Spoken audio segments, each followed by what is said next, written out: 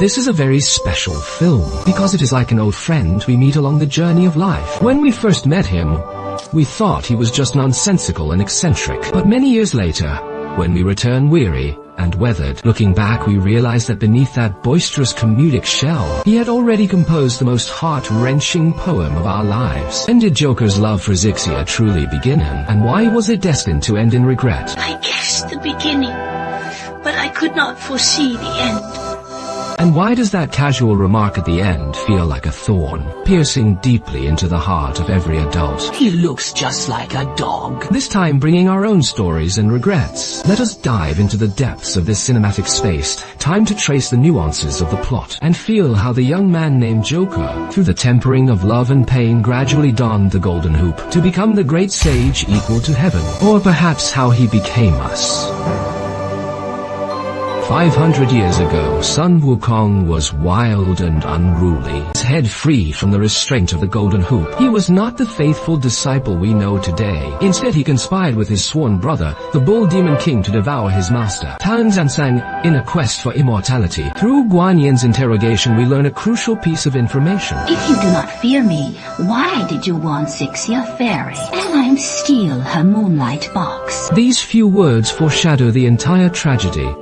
Perhaps Zixia's first descent to the mortal realm had already crossed paths with Wukong, only to end in sorrow. His transgressions drew the wrath of Guanyin after a chase lasting 3 days and nights. The unruly monkey was finally subdued by celestial law. His soul should have been extinguished. But at this critical moment, the man who was usually so insufferably talkative Tang Sansang, yet he demonstrates extraordinary compassion and a sense of duty. Please tell the Jade Emperor that this humble monk is willing to give his life for his apprentices. He stepped forward as the master, taking the blame for his apprentice. This act of self-sacrifice for righteousness touched the heavens. The Jade Emperor decided to grant Sun Wukong a chance at reincarnation, not as a simple pardon, but as a masterfully orchestrated, divine cycle of destiny involving all sentient beings. The sole purpose of this cycle is for Sun Wukong, through his trials, to truly grasp the essence of selflessness, so that he would willingly don the golden hoop, return to the righteous path, and fulfill the mission of the pilgrimage. There were 3 crucial prerequisites for this cycle to begin in. Sun Wukong had to be suppressed for 500 years to purge his malice before reincarnation. As a mortal, he must encounter the fated person who would give him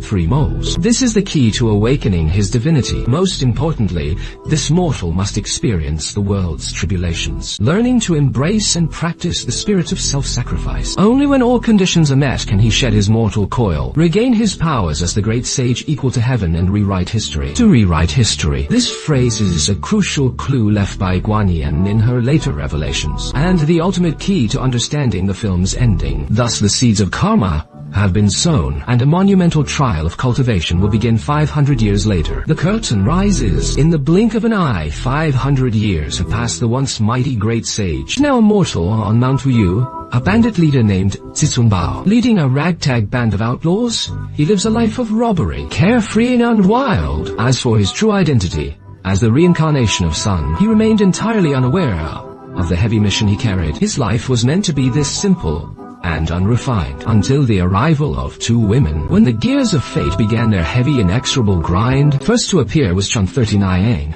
a lone soul with a sharp mind. Veiled in black, she approached across the sands, clutching a spray of peach blossoms. Her goal was clear: to find the reincarnation of Sun Wukong, marked by 3 moles on his soul, and through him find the Tang monk to feast on his flesh for eternal life. But Zixun Bao, suffering from the effects of the 7 injuries, fist was seen double, had no time to admire the beauty before him, and even egged on his second, in command to go and face his death. This detail subtly suggests that between Zixun Bao and Chun 39, there was never a fated romance. Immediately after, Bai Jingjing arrived, drifting in like a vision. When the recovered Zixun Bao first laid eyes on the ethereal Bai Jingjing, the sparks of destiny were instantly ignited. Chief, your taste is quite terrible, isn't it? To each his own.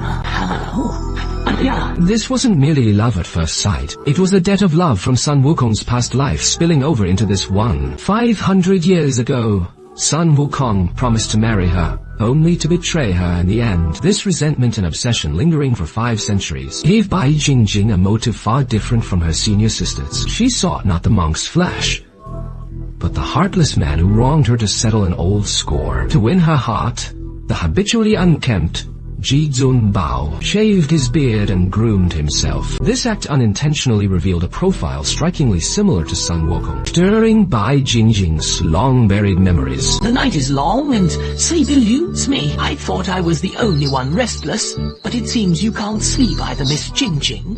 Indeed. I wonder what keeps the chief awake. To prove my sincerity to you, I've decided to cast away my former self.